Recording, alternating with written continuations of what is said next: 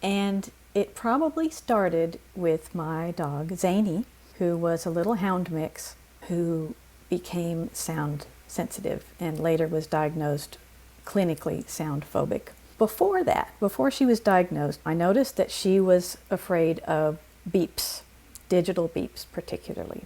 And I started working with her, and that's when I had a profound realization, and that was that beeps are not a typical kind of sound that scares mammals. What we know usually will startle mammals is a noise that is both loud and sudden. And there's actually parameters for that. They've studied it for different species. They know exactly how loud it has to be and how fast it has to start to trigger the startle reflex. And so these little beeps, these were different. I couldn't figure why they were scary. So I was just thinking very hard about sound and about why noises could be scary. And I started seeing everybody talking about it and saying, when I do desensitization and counterconditioning, I start with a really quiet version of the sound. And that was my first epiphany. And it was like, these beeps are quiet already, and they still scare her. And I think they scare her more when they're quieter. And that was what prompted me to perform desensitization and counterconditioning using pitch rather than volume.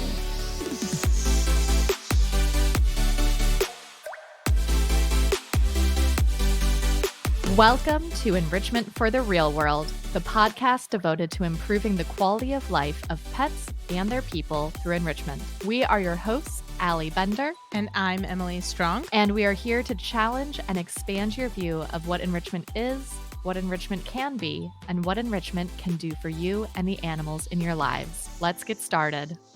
Thank you for joining us for today's episode of Enrichment for the Real World. And I want to thank you for rating, reviewing, and subscribing wherever you listen to podcasts. The voice you heard at the beginning of today's episode was Eileen Anderson. Eileen Anderson, she, her, writes about her life with dogs with a focus on training with positive reinforcement and has authored 2 books. Her book on canine cognitive dysfunction, Remember Me, won a Maxwell Award from the Dog Writers Association of America in 2017. She has written for Clean Run, Whole Dog Journal, the IAABC Journal, and Barks from the Guild. Her articles, training videos, and photos of dog body language have been incorporated into curricula worldwide. Eileen has worked professionally as an academic editor, an orchestral and ensemble musician, a network and database administrator, a college math instructor, a bookkeeper, a grant writer, a social work caseworker, and a trainer of computer skills. She has a long-standing interest in making technology accessible to women, people with limited literacy skills, and other underserved populations. She holds master's degrees in both music performance and engineering science, acoustics. She has recently brought her expertise in music, sound, and acoustics to the dog training and behavior world. Y'all, I'm so glad that we were able to get Eileen on the podcast. I absolutely love her, and we actually have so much to thank her for. She was one of the beta readers for our book, Canine Enrichment for the Real World, and she gave us really fantastic feedback from it. So thank you once again, Eileen, for that. But in addition to that, I've learned so much from Eileen, and so much that I didn't expect. I didn't know all of this stuff about sound and acoustics and all the things that she talks about and how it relates to my job as a behavior consultant. So I also have to thank her for that. She's just a really interesting person to learn from and has fantastic resources. In this episode, you're going to hear Emily and Eileen talk about when it comes to sound sensitivity, volume isn't everything. Ad hoc counterconditioning can be effective. Why Morgan Freeman is good for dogs. And stay ahead of the pain, stay ahead of the panic. All right, here it is, today's episode, Eileen Anderson, Understanding Sound Sensitivities and Phobias. All right, tell us your name, your pronouns, and your pets. I'm Eileen Anderson. My pronouns are she and her, and my pets are Clara, my female dog who's almost 13 years old, and Lewis, my male dog who is almost 3. Lewis, I can't believe he's already almost 3. How time flies. I know. They grow so quickly. Yeah. All right, tell us your story and how you got to where you are. All right, I've been trying to decide where to start here, and I think it makes sense to start in 2006 when I, like many people who ended up in the training world, got a reactive dog. I got a dog from a shelter. That was my dog named Summer. And her behavior problems were over my skill level, way over my skill level. I didn't have good resources. I was hitting the internet, which was kind of Yahoo groups at that time. And I ended up finding a very good local trainer, and I got the training bug, in other words. And unlike a lot of people who get it, I didn't end up being a professional trainer, but I am firmly in the dog world, and I am a dog writer. And I started having feelings about what was important in training, of course, like we all do, and wanting to argue with people and having a voice. And I didn't have any credentials, and that didn't bother me very much. I still had something to say because I was madly self-educating. And so in 2012, I decided to start a blog. Actually, I should say that my dear friend Marge Rogers, who later became my co-author of a book, told me to get a blog. She said, "You need a blog." And I said, "But I'm just reacting to things." And she said, "That's okay. That's all right. Write a blog." And I thought, okay. And so I started blogging. And one of my early posts was on, does my dog really want to be petted? And I had footage of one of my dogs who didn't want me to pet her and another dog who very much wanted me to pet her. I didn't think much about it. It was another body language post, and it went viral. And Dr. Susan Friedman reached out to me and said, "Could I use your video in my lectures?" And I said, while bowing down, "Yes, ma'am, that would be wonderful." And I ended up taking her professional course, Living and Learning with Animals. And by then I completely had the training and behavior analysis bug firmly ensconced. And I was still in graduate school in engineering. I had gotten a master's degree in engineering science, and I was ABD in a doctoral program. I had finished everything but my dissertation. And oddly enough, my interest in that started waning because behavior was just so much more cool. And I ended up dropping out. I didn't have any particular plans. I was working for a nonprofit, but I did drop my graduate work that I'd been working on for 12 years, 15 years, a long time, just because I loved behavior so much. And it was much later that I realized I could circle back to my engineering and also my music experience and talk about dogs and sound. We can get to that a little bit later. Where I am now is I am a blogger. I have 2 books published. I'm working on another one. I have presentations going on out there about dogs and sound. I'm just really excited about everything I get to do. I'm very excited about your work all the time. So, yeah, first of all, I just have to thank you for being you. And one of the things that I deeply appreciate about your work is your epistemological integrity, by which I mean you write really thoughtful articles and you create really thoughtful content, not just your articles, but your books, your webinars, everything, in which you ask yourself and your audience, how do we know that what we believe is true? And then you delve into an examination of a lot of topics, not just sound sensitivity, that get bounced around the echo chamber of our industry. And you just peel back the layers so that we can get a closer look at what's actually going on, not just what we've all told each other is going on. I just deeply appreciate that because that's one of the things that I'm really passionate about in life in general, but especially in our profession. Is this something that we do because it's true and it's necessary and it's effective and ethical and beneficial? Or is it something that we do because everybody knows, quote unquote, that this is what you do? And so I just really appreciate, I think in many ways, you are one of the leaders in helping to model what it looks like to do that examination process. And so I just appreciate everything that you put out.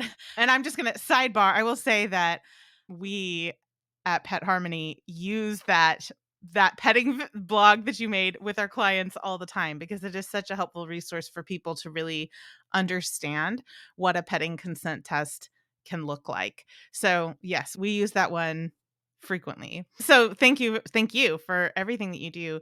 And I will share links to several of my favorite examples of what I'm talking about in our show notes so that our listeners can see what it looks like. But I just have to mention here that there have been a few that have really stuck with me over the years, the petting consent test being one of them, but also your article about socially mediated negative reinforcement compared to automatic negative reinforcement was so powerful for me because it was something that I had been trying to articulate to people for a long time. It's not an apples to apples comparison when we're inserting ourselves into the learning process versus not.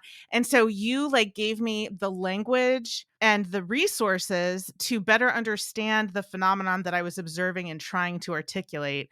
So that was just huge for me. I still refer people to it all the time. So that's one that has really stuck with me.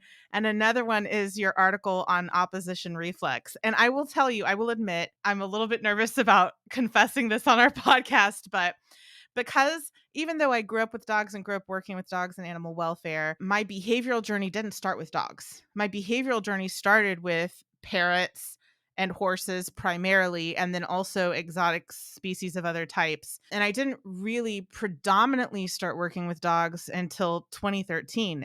Before 2013, dogs made up maybe 25% of my clientele. And because of that, I wasn't really immersed in the echo chamber of dog training. So my entry into the behavior field was not an entry into that particular echo chamber. And the reason that the opposition reflex made such a profound impact on me is because I had heard dog trainers use that term, and I felt weird about it, but it was hard for me to articulate.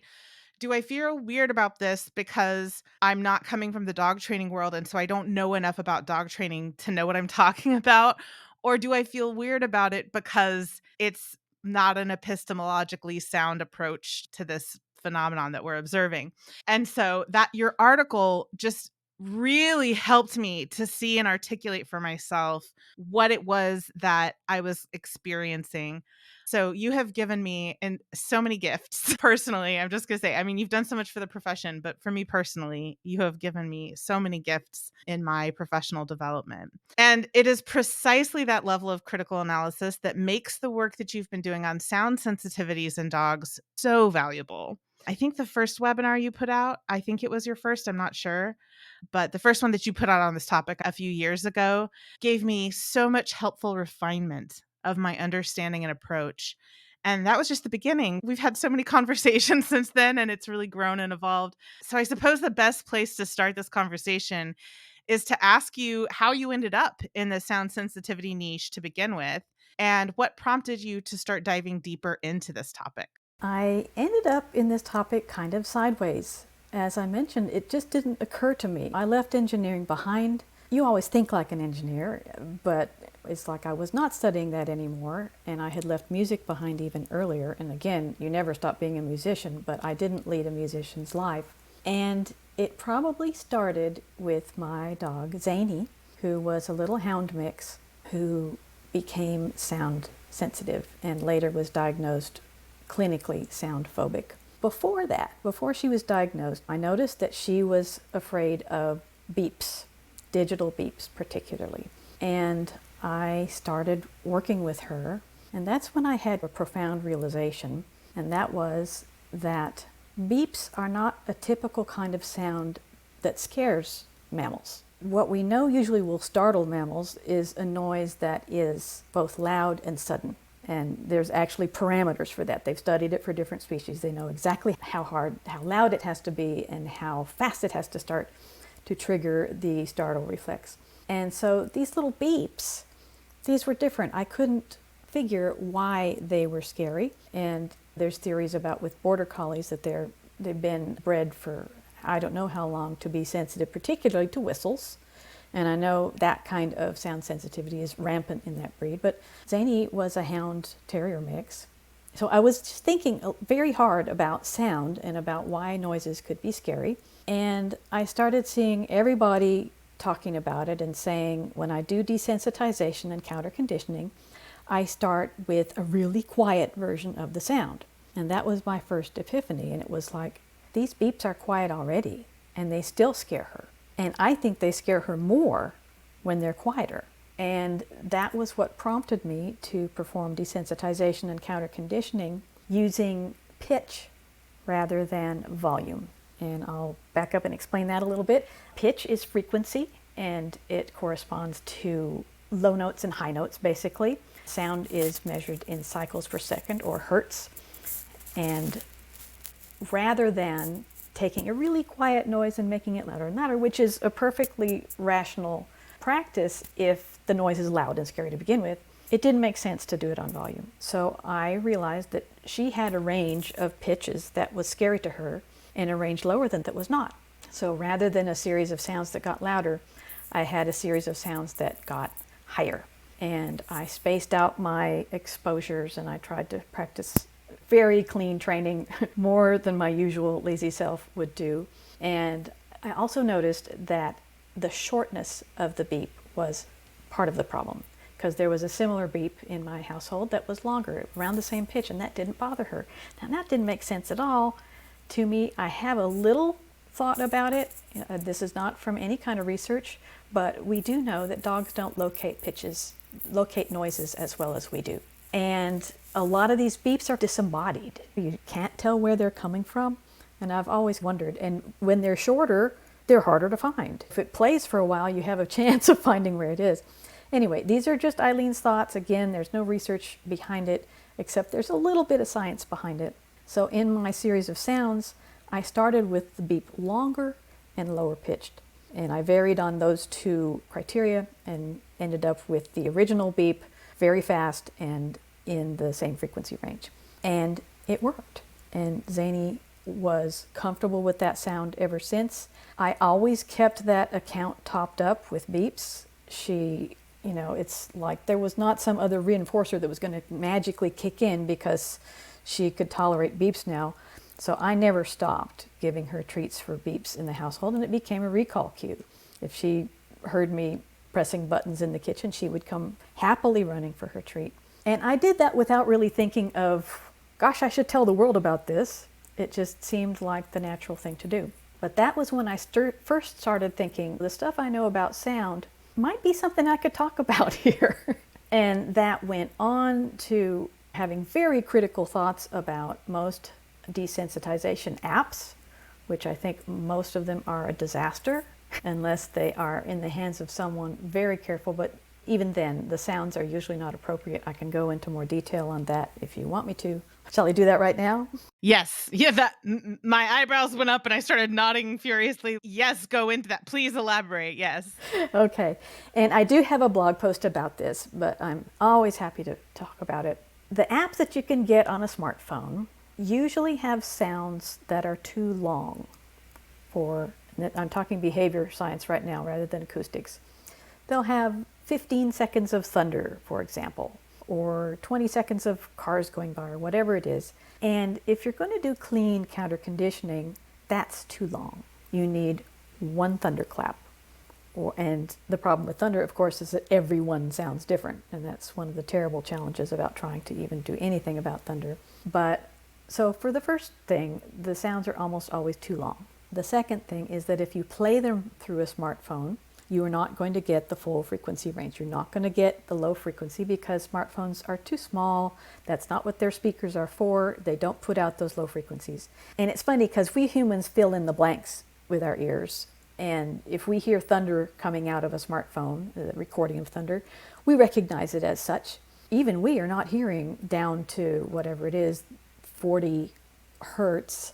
That's the lower range of thunder. Actually, it goes down lower than that, but that's about how low we can hear it. The phone's not putting that out at all. It's starting at about 300 or 400 hertz, which is well into the high range of thunder. So when you are doing low frequency sounds like this, you're not getting the whole thing.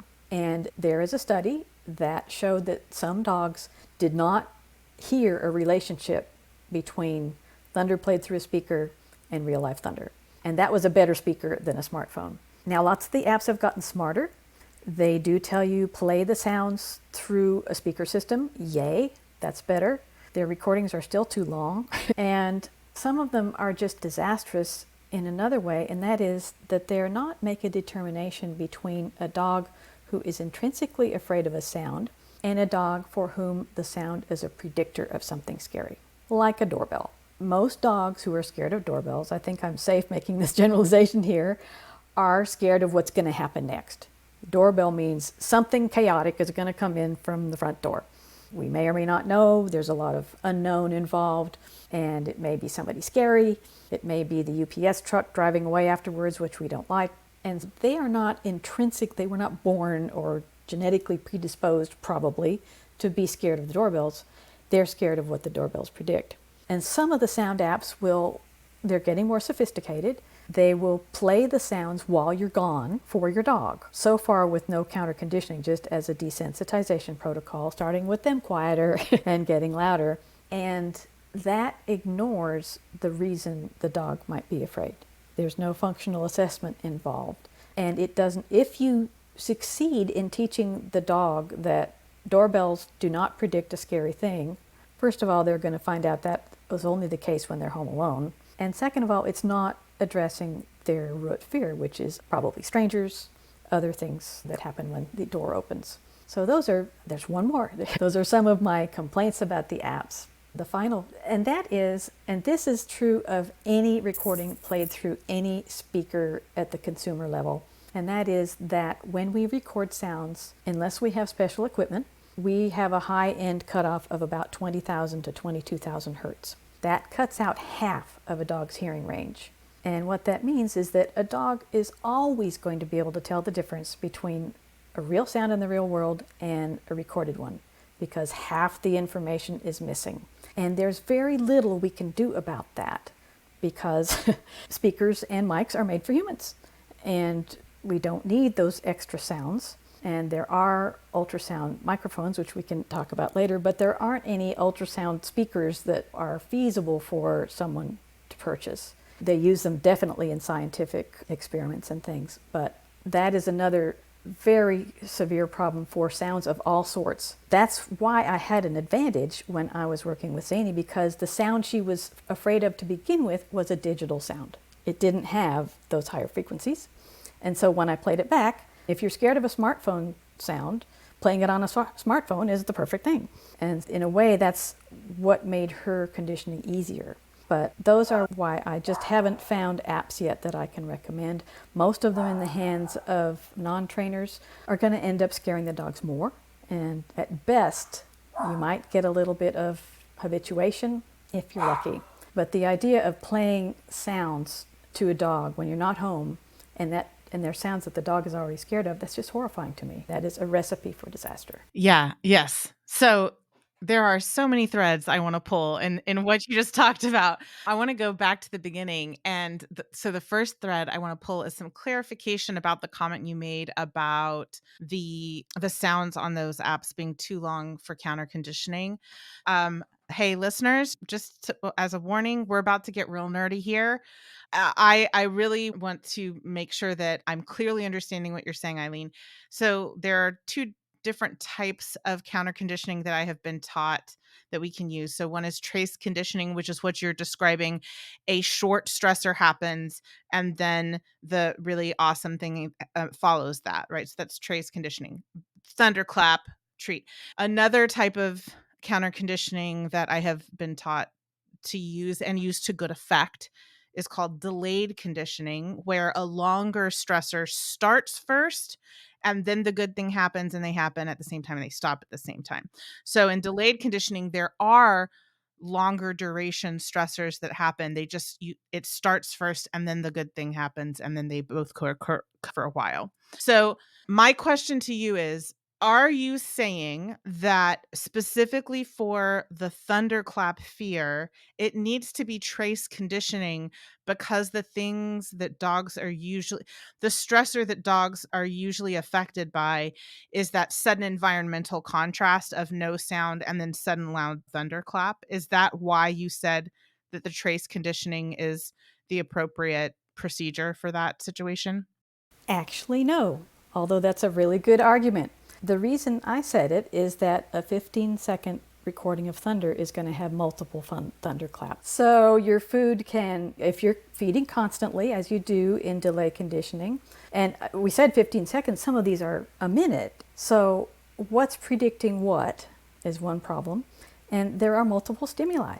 It's not an engine running. that would be perfect for delay conditioning, right? It doesn't change. It's just a motor. It's going on the same way. We feed and feed. It stops. We stop feeding. Perfect. But thunder is chaotic. It's all the claps sound different. And I have an analogy that I use for this, and it is as if you decided you were going to do visual exposures of your dog to people. And this is a dog who's scared of other people. And you get your distance right. You're 200 yards away, and you get it so that there's a gap that the dog can just see a little bit, and then you have a parade go by. So you have so many things set up right, but you have multiple stimuli in that window of time. And that's what I see as the problem. That is so helpful. Thank you for that clarification, because what I'm hearing, and you can tell me if I'm hearing correctly, is that even though our intention might be a delayed conditioning procedure, what ends up happening is at best a simultaneous conditioning procedure where they're just both happening at the same time, and they may never make that predictive association. Or at worst, what's happening is a reverse conditioning procedure where the food is predicting the subsequent thunderclap.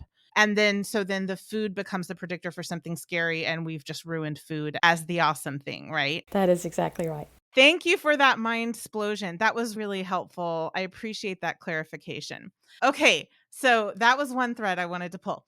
The next thread I wanted to pull was the discussion about how speakers really cut off low and high end frequencies. And a lot of times, my understanding, and please correct me, is that a lot of times when dogs are afraid of sounds, it is the lower or higher end frequencies that are scary to them. Is that a correct understanding? Part of it. I think there's one study, it was actually a music study, that showed when they lowered the pitch of a piece of music that they had already exposed the dogs to. And here's the same problem. Okay, if it was 3 minutes long, what were they hearing at the end compared to the beginning? But when they played the same music at lower pitch, the dogs, contrary to prediction, got anxious. And so that's a little tiny piece of pre-evidence that lower frequencies might be scary. And lower frequencies carry so much better. You can hear thunder from miles away. You can't hear neighbors talking unless it's across a lake or something like that. But you can't hear other sounds that far. And so they're always going to be, if you're close to them, they're going to be very loud, which is also another trigger. The higher end, I have not seen evidence that really high noises up in the dog's range where we can't hear are intrinsically scary. It seems to me that the dogs who have the fearful response to higher pitches, it's really not all that high. Zany's scary frequency was 3,900 hertz. That's not even halfway as high as humans can hear. But it sounds high to us. It was a high beat.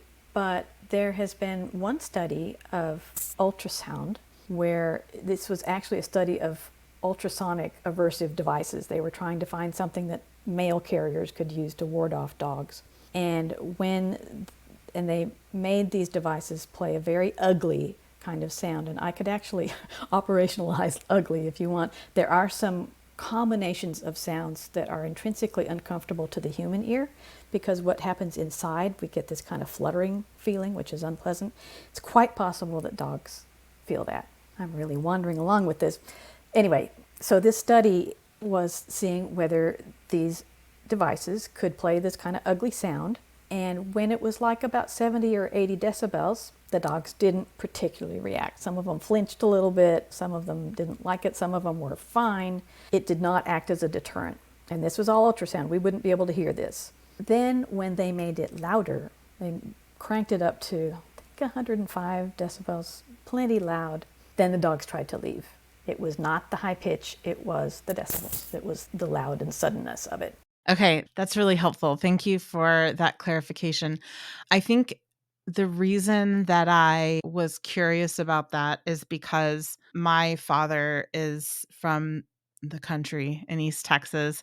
And so a lot of family on his side they have 40 beagles just out because they take them hunting. They're hunting dogs, and they use those dog whistles to communicate with them. And so I see, like, the dogs have these big reactions to the whistles. not fear. I want to clarify. The dogs love the sound because for them, it means they get to go hunting. Good things are going to happen. But so I guess my impression was that higher frequency sounds elicit a stronger emotional response, but I think that's just a selection bias of the specific type of high frequency sounds that I was seeing in a good way with relatives hunting dogs, and then in a bad way with client dogs who are afraid of high pitched noises. So I wanted to make sure that I was removing my selection bias from the equation and seeing what's actually there. I have a couple thoughts about that myself. One of them is that one could make an argument that that very high frequency noises up into the ultrasound range could be appetitive to dogs because that's where some of the prey noises are. Rats and mice are up in the 30,000 hertz range, right? Square where dogs can hear it. And again, I don't think it's probably a case of I love those high noises. I love those particular high noises that sound like rodents. And whistles, you've covered it, whistles become a predictor.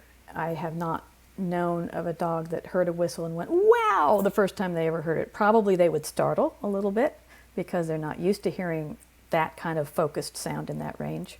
But yeah, I think there would be a small argument for ultrasound being likely to be attractive because lots of interesting noises happen up there. And that gives me one more thread here, and it is that there is a myth promulgated on the internet. Wow, can you believe it? That that never happens, right? That high frequencies are aversive to dogs. And it's like somebody wrote a blog post and 5 other people copied it and 1,200 other people now have it on their pages. But you'll read things like, dogs hate 25,000 hertz, or never let your dog hear in the ultrasound range, it scares them. And that, there's no basis for that. Zero. I've not found any evidence for that. Somebody just made it up. I think it's because we humans obsess a little bit about ultrasound because we can't hear it. Anything could be happening up there, right? It could be just totally scary. It's probably not. It's probably not totally scary. And definitely those articles that say definite frequency ranges are aversive to dogs, there is zero evidence for that. Zero. Yeah.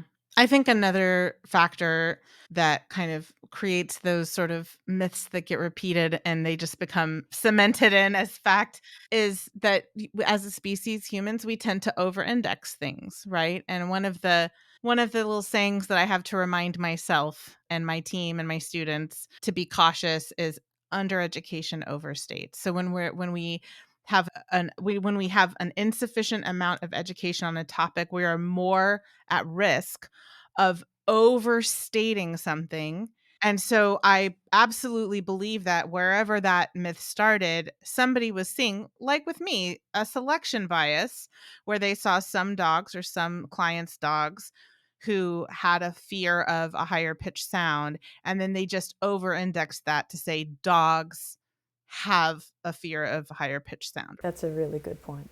And I'll just admit that was what I was just asking you about because I was not sure if my observations were a selection bias that I was then over indexing or if that was actually a phenomenon that is well established, right? No shade being thrown to people who do that because I literally just asked you for clarification because I was concerned that I was doing that. You asked before you wrote an article about it.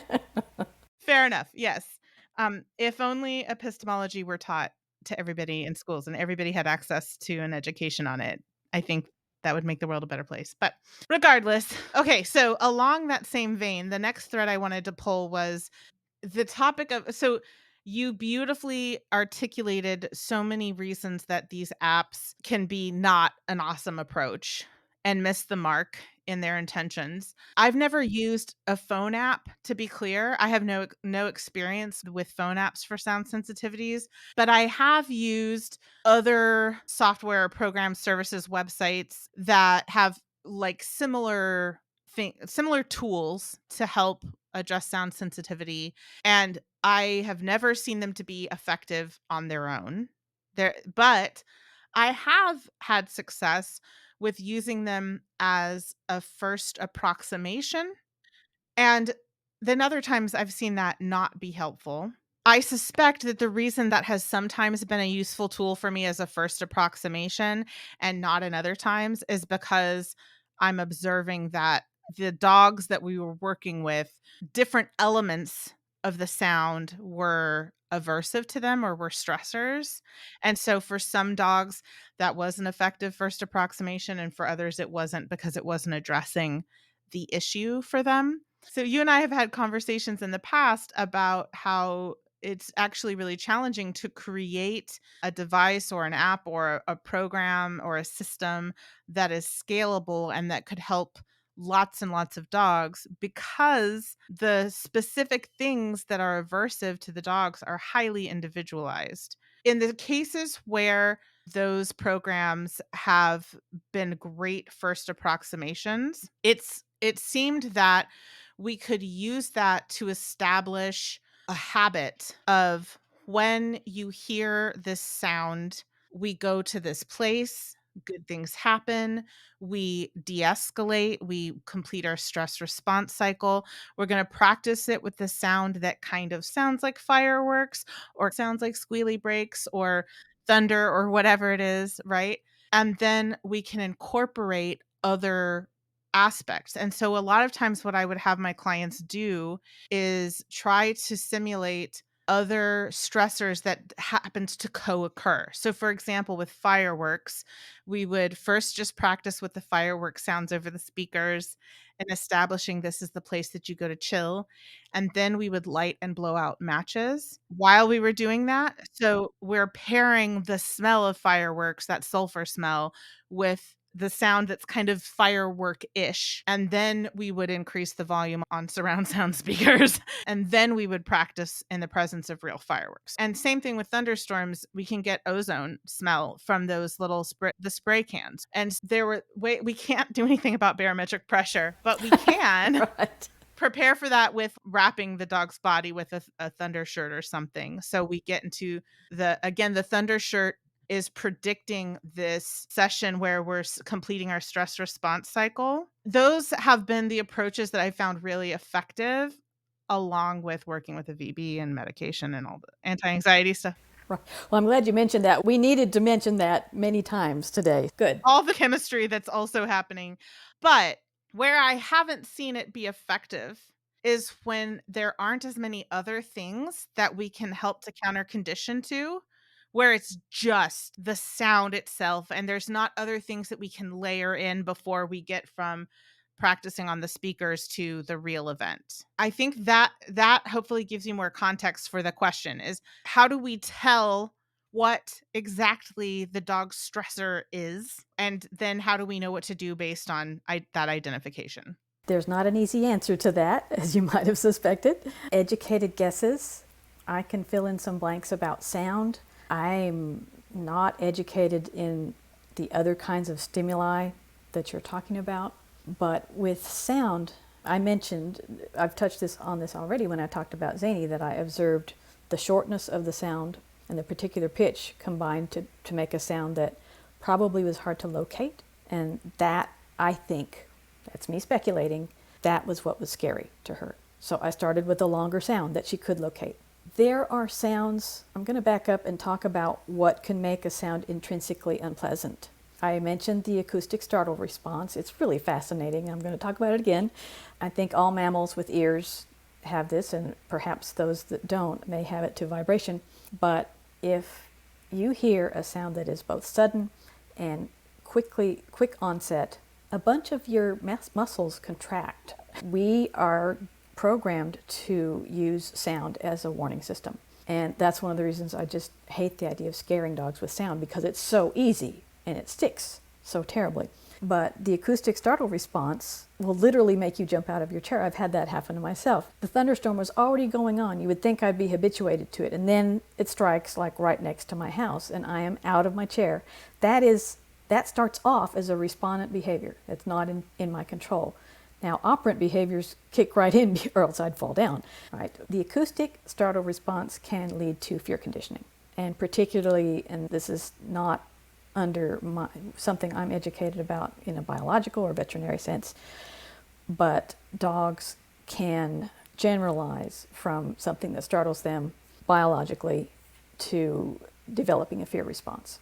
So that's one kind of scary sound, and that's the easiest one. We know that we're going to jump when we hear these scary sounds. And dogs, of course, don't understand the things we understand about thunder, but thunder still scares us. Scares a lot of people badly. I mentioned loud sounds. Now, a loud sound that's not sudden onset is not as startling, but it can be very unpleasant. It can literally hurt our ears. Same with dogs. They might react just a little bit lower decibel than we do. There are acoustically created noises called rough sound and sharp sound. And let me see if I get them straight. Rough sound has amplitude modulation, which means it goes loud and soft really, really fast. And it makes this kind of fluttering feeling inside your ear. It's very unpleasant. And sharp sound is when there's a whole bunch of high frequencies bunched up together in a sound. And that also creates beats inside of your head, probably inside of dogs' heads too. I'm just going over the things we know that are possible intrinsic triggers. And then we get into other things that we have no idea. What is the scary part? I always wonder when people come to me when the dog is reacting to footsteps. Gosh, is it just the sound? Or is it the fact that there's somebody out there making those footsteps? I don't know that I can answer your question any better than that. We have to be very observant and study what we know about dogs' hearing. I did give you a link in the show notes for a really good article that compares dogs and humans' hearing. It's a review article. It's very long. It's very readable. And I would recommend anybody who's working with sound-sensitive dogs to take a good look at that. I don't feel like that's a really sufficient answer for what you're actually asking, but that's the answer I have. I think it's an honest answer, right? The answer is it's really complex and we don't really know enough to be able to answer it other than just trial and eval and get to know the learner that you're working with. And so I think that's a great answer because it's an honest one. And I love answers like that because our profession we're getting better, but historically we've had a tendency to treat behavior change in a very formulaic way. Like for this problem, you use this protocol, and for this problem, you use this protocol. And so I like the answers that are like, there is no formula. You really have to learn how to work with the animal in front of you in the context that they're in and get really comfy with trial and eval because we don't have all the answers. So I think it's great. It's a great reminder that's true for all behavior issues, but it's just a little more potent with some issues than others, right? I have a couple things to add just to back up. One is, of course, I said these sounds are aversive. Aversive sounds don't need to be scary. I can't equate those things. Just want to amend my statement. Something can be very unpleasant without scaring you. It can hurt your ears and it doesn't scare you. People go to concerts that hurt their ears. Dogs, not so much voluntarily, but again, those are two separate things. Another thing is I wanted to back up and say that when you were talking about sounds, recorded sounds that are, let's call it a poor imitation of the real world sound, that can be a good starting point. Our goal is a non-scary version, right? And for some dogs who do bridge the gap, that's like a very good starting point. So I also want to amend my rant about not including all the frequencies and it's not high fidelity. Sometimes low fidelity is good in that situation. I think it's important to be aware that it doesn't achieve the effect that we think it does. Because when you're aware of that, it doesn't necessarily mean that you have to throw the baby out with the bathwater. It just means that you're going to be more realistic in the way that you're using that tool and you're not over relying on something that can't meet your expectations for what you think it's going to do. I want to mention two more things while we're on this topic. One is that the study I mentioned where some dogs did not make the connection between a recorded sound and actual thunder, some did. There were ones that did. And finally, just as an aside, I did my rant about apps and sounds that were too long and all that. They used to be CDs, now they're probably playlists, but we used to buy CDs of agility sounds or sounds out in the world, city sounds, whatever. If I had a litter of puppies that was 2 to 3 weeks old, I'd be playing those. Those kinds of things that are constant, long recordings. I don't see any reason why those would be a bad thing. And in the best of all worlds, they will help young puppies habituate to sounds as soon as their ears are open and maybe even before fear sets in. So there is a function of those long recordings. It's just not for adult fearful dogs. Yes. Yeah. Okay. So that brings me to a question I wanted to ask you anyway. And you're just doing a great job of segueing into all my questions, which is sound masking. One of the things I loved about that first webinar that you created was how amazing it was at helping me with sound masking preference tests for my clients' dogs. I was able to You're doing that. My goodness. absolutely, absolutely. The whole Pet Harmony team, we will do sound masking preference tests with our clients so that we can make sure that they're using something that's actually effective. And how we do that and the things that we include radically changed after I saw that webinar. So, again, you've had a huge impact on us and our entire team.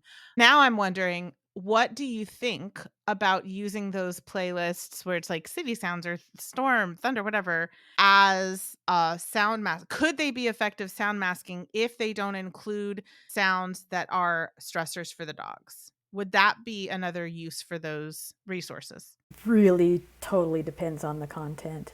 Ocean noises? Yeah.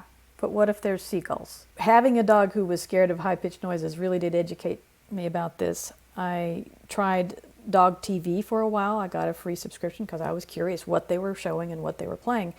And my thought was there's something in here for every fearful dog to be scared of. But usually these sounds will have a mixture. I think waterfalls, ocean, maybe city sounds, but as soon as we get into the human environment, you've got a big variety. You've got horns honking, and you've got cars racing by. It's, again, more chaotic and more like the parade than just something homogeneous. I don't think there's anything better than fans or brown noise to really mask effectively. The question is, what can the dog tolerate and what is the dog okay with? Okay, that's helpful because we've definitely been trying to find some other things to include as our buffet of things to try in our sound preference test. And so just now when you were talking about using that with puppies, I was like, "Oh, what if we were to try that with other things?" So what I'm hearing is for you, sound masking, effective sound masking should meet actually no, I don't even put words in your mouth. For people who haven't watched the webinar, what is a summary of what should you look for when you're collecting a buffet of things to try in a sound masking preference test? The first thing to know is that more low frequencies are better for masking, for the acoustic side. So that means brown noise or ocean noise played on good speakers, as long as there's not foghorns and seagulls. Pure ocean would be good. The recordings of waterfalls are good. Fans can be really good. And all of those are homogeneous. Brown noise is created by an algorithm. It's random, but it's of a constant decibel level, more or less. The frequencies are always changing. So that's the first consideration. Sound masking, actually a lot of it happens inside of our heads. It's not just happening out there in the environment where we're covering up one noise with another, although that is partly happening. It's happening in our heads and in dogs' heads. It's been experimentally shown that sound masking works because there's just too much stuff to hear. And it reduces the salience of those nasty noises you don't want the dogs to hear. So I'm about to get to the downside of brown noise. And that is, of course, it's so low frequency that it might scare a dog itself. My dog, who was, I believe, not clinically phobic, I don't have the credentials to diagnose her, and I didn't know about getting her diagnosed at that time. She didn't like thunder. And we made some good inroads just with counterconditioning, but she could not tolerate brown noise because it was too much like thunder. So I'm going to say that the state of the art is going to be as low a frequency as you can get that's homogeneous and constant and doesn't have a lot of change in it. That's the same thing. And then you're going to compromise from there because some of the dogs aren't going to be able to tolerate those lower frequencies. Masking spreads up in frequency. So a low frequency noise can mask high frequency noises, but not the other way around. You could play a bird song duet as loud as you could and it would not mask thunder. It's interesting because now that you've said that, I remember you saying that before. I don't remember if it was in the webinar or any of our previous conversations, but I remember you saying that now, but I had forgotten that. And both times, the first time you told me and just now, I was like, "Oh, yeah." No, when I think about that's so obvious, but it wouldn't have occurred to me to plan accordingly working backwards. So, yes, okay, that I'm gonna hopefully the second time it'll cement in my brain.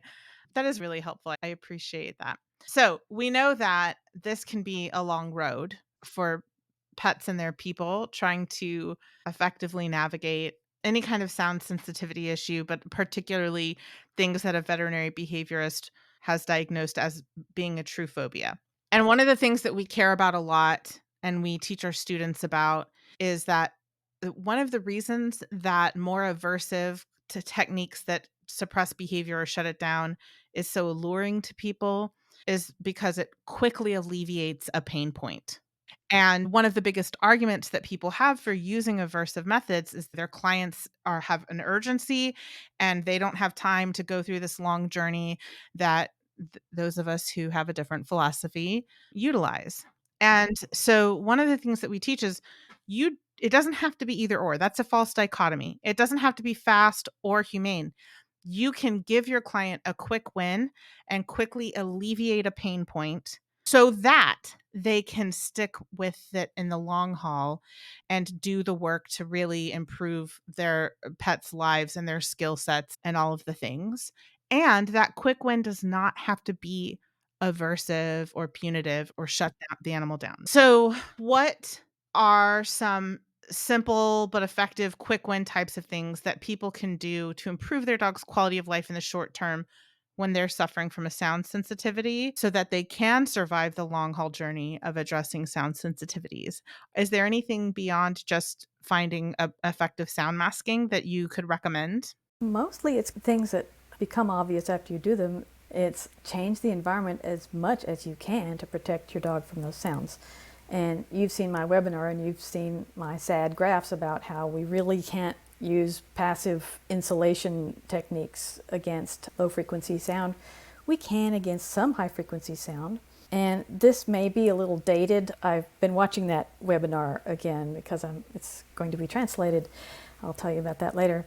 But there's a slide of me sitting there wearing big, bulky Bluetooth headphones. But everybody does that now. If you live with another person, when you're streaming or watching YouTube, you're going to have your earbuds in. That is a blessing for dogs. Anytime you can listen to your favorite, whatever you listen to, through earphones, earbuds, that's a big blessing. Do not leave the radio or the television on particularly if there's going to be commercials. And I'll say don't leave it on if you cannot absolutely predict what sounds it's going to be making. If you want the sounds of human voices, use audiobooks. They fit the criteria of homogeneous and they don't cut out and cut in, they don't get louder and softer, they're constant. That can be a help. And again, dogs absolutely know the difference between a recorded voice and the stranger in the next room. Audiobooks are also really good for if you have, say, an electrician in your house and you have a dog who very much objects to having someone else in the house. Audiobooks are good for that. In the webinar, I do a thing where I say you can do it on the fly, you can make noise yourself.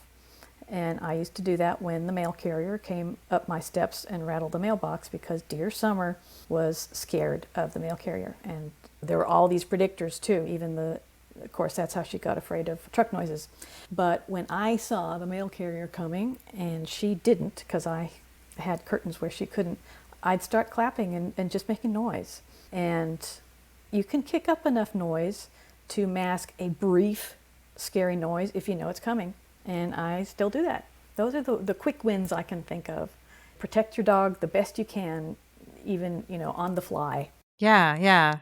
That is awesome. Thank you for those little tips. I think that that discussion, it actually brought up another question for me, which is with some dogs, I've noticed that what we think is sound masking seems to be more comforting. And the reason that what you said brought that up for me is discussion of audiobooks, I've worked with some dogs who had sound sensitivities as a comorbidity for separation related problem behaviors. And we would have them do audiobooks or something, but for it specifically had to be like deep male voices. Yes, I was going to say that part. The Morgan Freeman voices.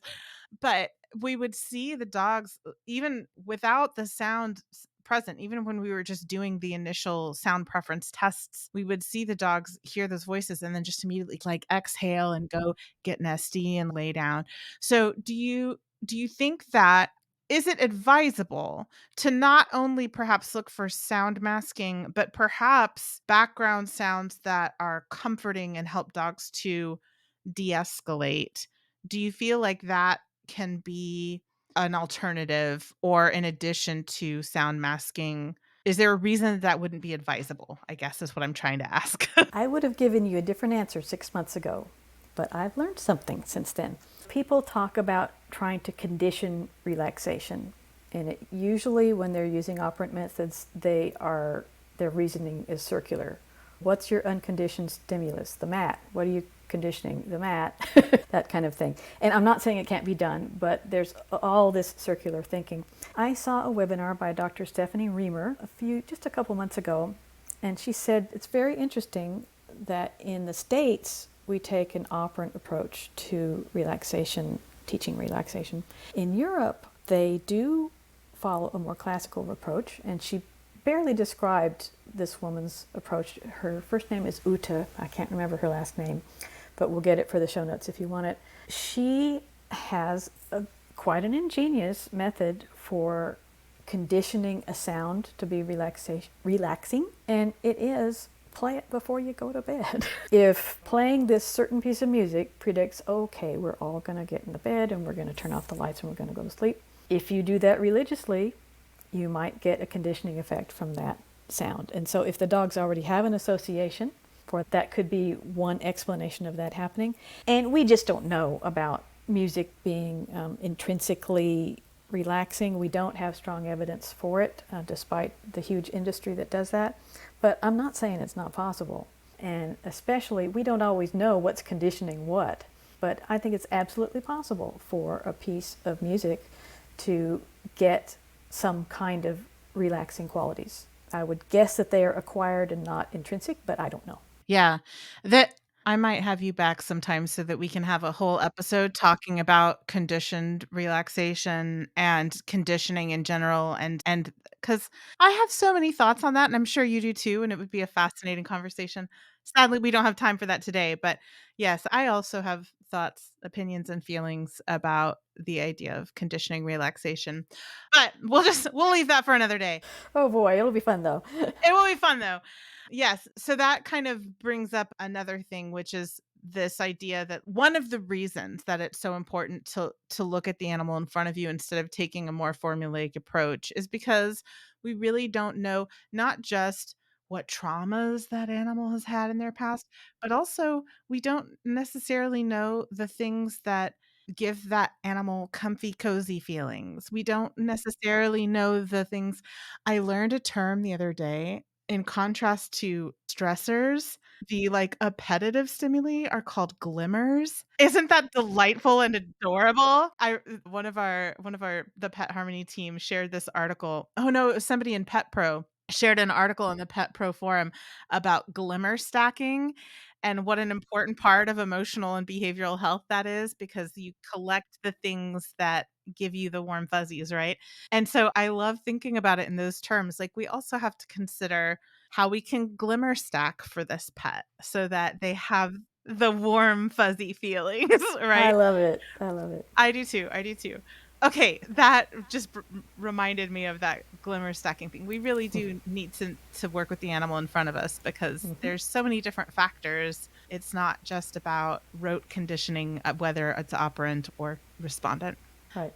Okay, so I'm gonna slightly change subjects, but not entirely, because one of the things that I mentioned in passing was that one of the dogs that I worked with had sound sensitivities as a comorbidity to separation related problem behaviors, and that seems to be really common. And then I've also read research from, for example, Daniel Mills and his team at Lincoln on the correlation between sound sensitivities and pain. And I think Hmm. I also read an article somewhere correlating sound sensitivities with GI disease. So, my general impression is that sound sensitivities rarely happen alone. Like, we rarely encounter a dog who's otherwise physically, behaviorally, and emotionally healthy, except they have this intense, specific sound sensitivity. Now, obviously, that does happen. I believe your first dog was like that, right? You One of beat me to my punchline. Yes, I had the unicorn dog. I'm not saying it never happens. Obviously, it does happen sometimes, but it seems like more often than not, sound sensitivities are a comorbidity of some other anxiety disorder, some other behavioral or emotional problem, right? I don't know. I'm just curious to hear your thoughts about that phenomenon since this is your area of expertise. Do you have any thoughts about why that is? And what we can do to be proactive about, oh, we see that there's this one issue and this issue tends to like sound sensitivity likes to be the ride or die for this issue. How can we proactively prevent it? What are your thoughts? I would like to just hear them. Golly, that's not quite what I was expecting. And my big reaction is I don't know. Why these things go together, I don't know. I can talk a little bit about the research about it, which is fascinating. And if you want me to, I will. But my answer to your first question is I have no idea. And partly because that's outside my area of expertise, but I haven't seen anybody really explain it either. It's mostly observed, these correlations. But I can talk about the correlations if you want me to a little bit. I would love to hear you talk about the correlations and if you do think there's a way that we can proactively, if we've got one of them, is there a way that people can be like, oh, let's make sure that we don't have sound sensitivities hitchhike along with us because we've already got enough to work on? Old article by Dr. Karen Overall from 2001 where she discusses the comorbidities of sound phobia, thunderstorm phobia, and separation related problems. And having one of them in every case, she did all the crisscross. For instance, if your dog has SA, how likely are they to also have sound sensitivity? If your dog is sound phobic, how likely are they to have SA? Those are two different numbers. The likelihoods are not, what would be the word for that? I can't think of the word right now. They're not the same. And she did it with all of those, but every one of them, having one of those conditions, there was more than a 50% chance that the dog would get another. And this is not scientific, okay? When dogs, there's speculation that some of this early onset sound phobia is genetic. Also, Dr. Overall has some pretty good stats on that. So there may be no way to prevent it, but I certainly recommend treating for any weird sound ever. I'm starting to see glimmers from my young dog Lewis. Not thunder, not beeps, but door slams. And they don't have to be close, like the neighbor 3 houses down door slam. So he reacts a little bit to sudden noises, and you can bet that he is getting really nice food whenever that happens. That is referred to as ad hoc counterconditioning. It means there's no desensitization plan happening because it's just environmental stimuli coming at us. And there are at least 2 papers that show improvement when dogs get that. Whether it can be a prophylactic, I don't think anybody has any data on that, but we can hope. We're doing something and building up some kind, you'd think it would be some kind of buffer, a little bit. But we again, I have to say, we don't know for sure. Yeah. That's really helpful. And I especially think it's helpful to be aware that there is a genetic component. People who have a dog who's developing a sound sensitivity can maybe give themselves a break, cut themselves some slack and be like, it's not you. This is just a genetic predisposition. I say just with an asterisk because there's no such thing as just, right? Just, yeah, something we can not do anything about. It's just genetics, this incredibly complex topic that we really don't know very much about. No, but the reason I have a selfish reason for asking about the being proactive because I love my house, I love my neighborhood, I love my city, I love everything about it. And also, our neighbors go hard on the 4th of July. And it goes well into 3 a.m. It's so loud it shakes the house. And both of my dogs, I've noticed now that we've been here 2.5 years. So we've had 2 4th of Julys here. And I did a lot of preparation beforehand to make sure that the evening was relaxing and fun. And even still, I noticed that the second year they were more sensitized to the noises. And I was like, oh man. You did all that and Yeah. What can I do to be proactive? So yes, I think it's really helpful to know that I'm doing the things like the ad hoc counter conditioning and trying to make it really relaxing, but maybe I need to talk to my vet about some situational medication to help the situation. That may be the way that I can be proactive, because it's not a general sound phobia. It's very specifically 4th of July that the sound is getting to be a little bit scary for them. Okay. can we do the pain? Okay, there's an article that came out in 2018 about the relationship between sound phobia and pain. And it's very interesting. I was glad to look over it again. I don't know that I really read it carefully the first time it came out. The impression we all got was that they tested a bunch of dogs who had sound phobia and saw how many of them had pain, because that's the result that we hear. That's not really what the study was. The study had 20 dogs, all of whom had sound phobia, 10 of whom were known to have pain, and 10 of whom were cleared from pain. So what they were studying was not the frequency of the correlation, they were studying the nature of the phobia, what was going on. And the biggest result they got was that we were talking about two different, and those are my words, but it seems to be two different phenomena. The early onset social maturity 3-year-old dog who gets sound phobic, those were the ones that didn't have pain. The ones that had pain were all older, and all of the dogs responded well to, let me back up. For the dogs who had pain, they were treated both for pain, but 8 out of the 10 of them were also treated with the appropriate medical drug interventions. And most of those got better. 8 out of 10 of those, yeah.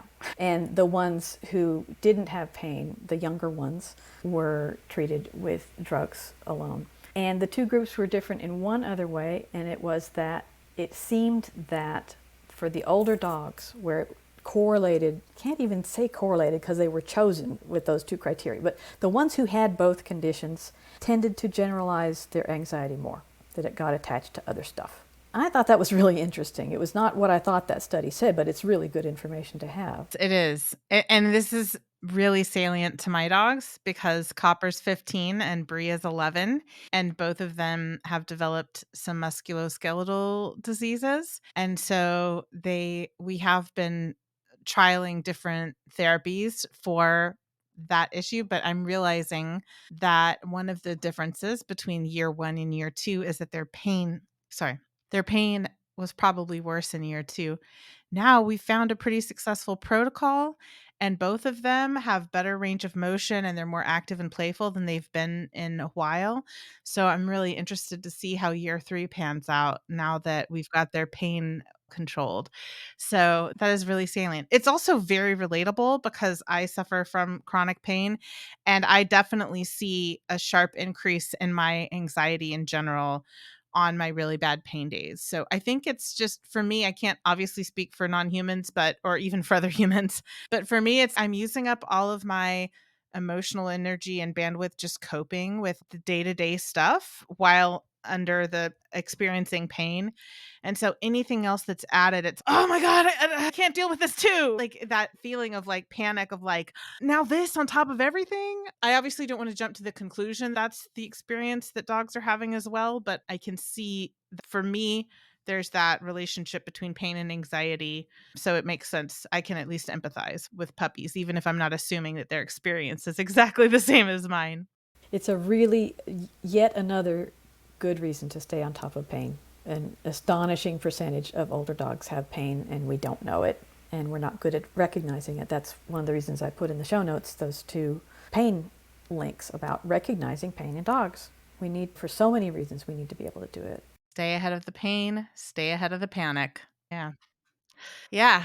All right. At the end of every episode, I like to ask all of my guests the same questions. And the first one is, what are our observable goals and actionable items that people can take away from this discussion? First, it's not all about the volume. When we're counter conditioning, it's not all about the volume. Stay on top of pain. Do ad hoc counter conditioning. And do preference tests for masking. I love that. That came from you, but I love that idea. I actually have a movie where I do that, but I had never thought of it as being a tool for the general public. I feel like I don't have really good answers for that, but those are my main answers.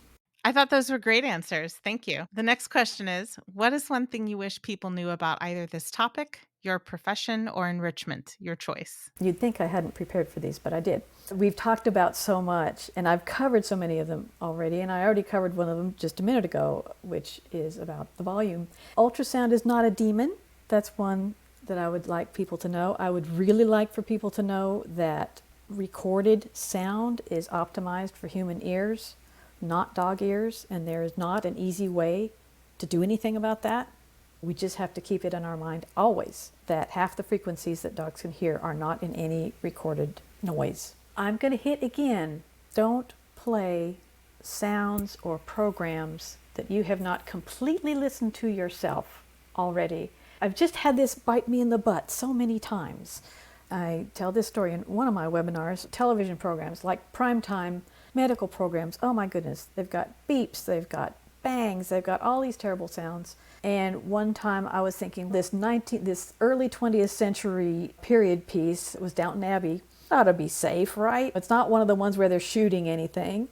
And the very first thing that happened was that the lord of the manor picked up a spoon and a crystal goblet and went ding ding. And Zany looked at me like, you made the wrong decision. I can't tolerate this, and left. But you never know what's going to come over the airwaves. And again, also like the free YouTube music that you can get to distract dogs or to mask, you need to listen to it all the way through to make sure there aren't any triggers in there, because they're making that for people. They're making it to be attractive to us because we have to hear it if we're there. And so they'll add the little bird song that might scare your dog, or the seagulls, or any number of other things.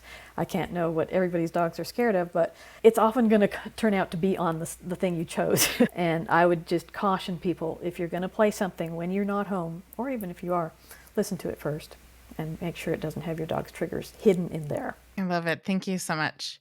What is one thing you would love to see improved in your field? Something that I would like to see improved in my field is our ability to test and analyze and learn what is scary about a sound. You hit on it very early on, and my answer at that time was, we don't always know, we don't often know, but we have to think hard about what are the characteristics of this sound, what might make it scary, because that's the thing we have to manipulate. And that is, I've never heard anybody but you and me talk about this. Yeah, same. That's why we wanted you on the podcast, because we've been talking about this for years and have grand plans, and those plans had always been thwarted. And finally I was like, let's just get it on the podcast. At the very least, we can get a podcast episode, because who knows when we're going to finish our project. What do you love about what you do? I love it that I've been able to bring together my areas of expertise to help dogs. It's very simplistic, but I went for many years. I do believe I was helping dogs, but I was in this existential weird space where I had no credentials in that. I just simply had my brain and my training, simply, as you say, just that. But I didn't have credentials. And it feels so good to have some credentials to back up what I'm talking about. But also, more important than the letters, is that I have some knowledge that I'm able to bring to the dog world that brings up stuff nobody else has talked about. That's really exciting to me. And it's frustrating too, because I get frustrated every single day, just like anybody in the behavior and training world does, by the amount of BS that's out there.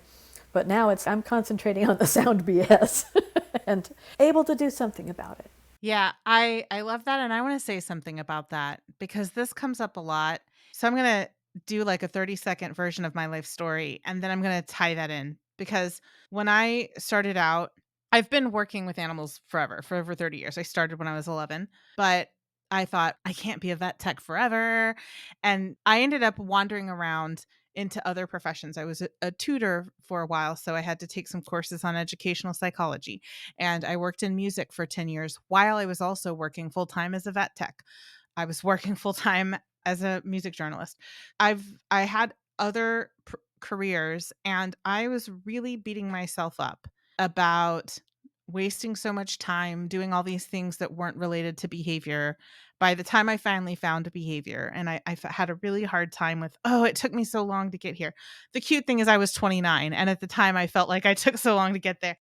I know that feeling. It's adorable, but I had those feelings, and it was real angst. It felt real to me as a 29-year-old that I had wasted time on these other professions. Now, doing what I do, looking back, I realized that I brought a lot of my skills from being a tutor and from working in music, like interviewing people, for example, like copy editing, for example, being a writer, for example.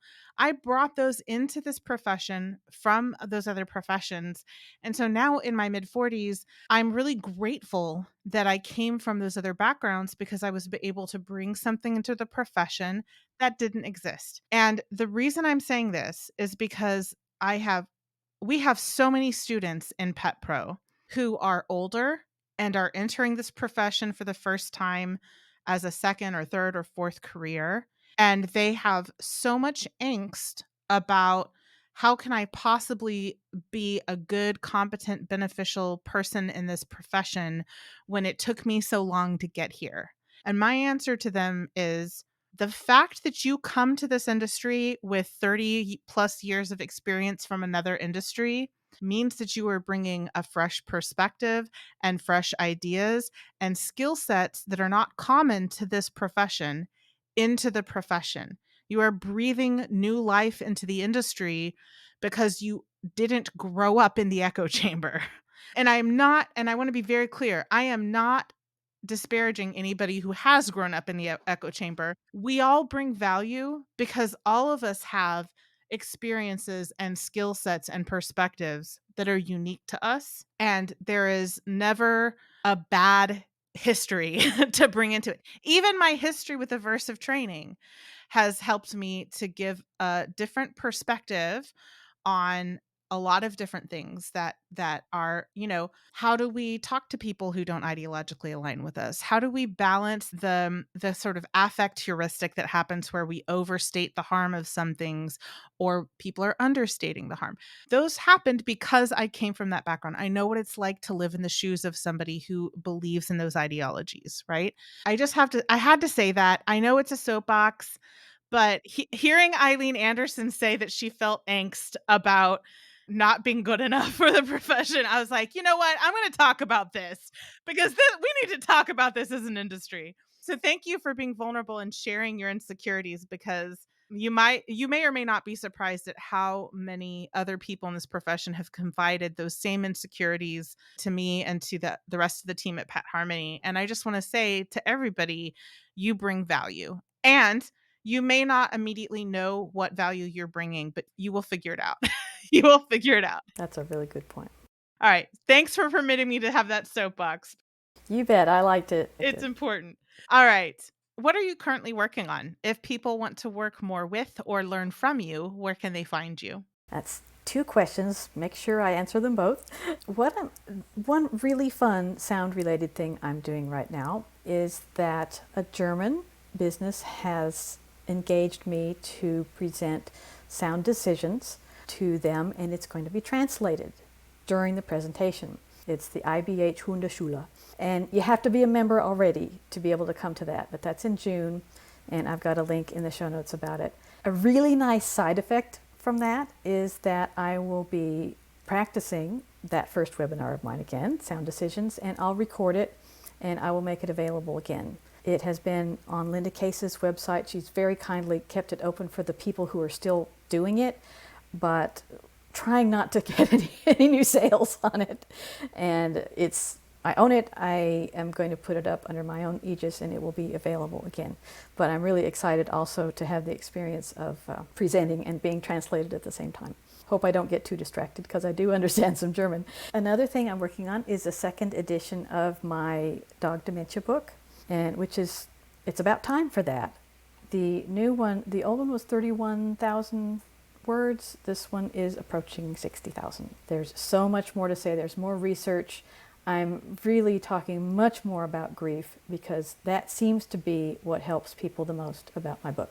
And we've come quite a way. We have names for these things. Now, the names have been around, but we can talk about disenfranchised grief and anticipatory grief and all those things. So I do have a draft of that, and it's with the editor. So maybe this year or early next year, I'll have a second edition of that. And I also have a little course that's called Edit Yourself, and it's a copy editing course for dog trainers that teaches them copy editor's tricks. And that also is not on a platform right now, and I'm going to get it together and get it out there for people to take. It won't put me out of business as a freelance editor, but it would save people money if they learn to do some of these things themselves. And where can people contact me? Best places on my blog, eileenanddogs.com, on the contact page. We've got that in the show notes. And I want to tell people, be persistent. Despite having filters and honeypots and all that stuff, I get so much junk mail on coming through that. So be persistent. I'm not ignoring you. Probably I didn't see it the first time. I hate saying that, but it's reality. Yeah. The internet is the Wild West. Yes, it still is. After all these years, in some ways, it's worse. Yes. So I get it. All right. Thank you so much for coming on and chatting with me about sound sensitivities. I, once again, am so grateful to you for all the work you do and for spending time with me today. So thank you so much. This was a complete pleasure, Emily. Thank you so much for having me. Eileen is such a model for striving for accuracy while still making space for personal experience and anecdotal evidence. And that's such a hard line to walk, and she does it so well. Next week, we'll be talking about how to do a sound preference test. Thank you for listening. You can find us at petharmonytraining.com and at Pet Harmony Training on Facebook and Instagram, and also at Pet Harmony Pro on Instagram for those of you who are behavior professionals. As always, links to everything we discussed in this episode are in the show notes, and a reminder to please rate, review, and subscribe wherever you listen to podcasts.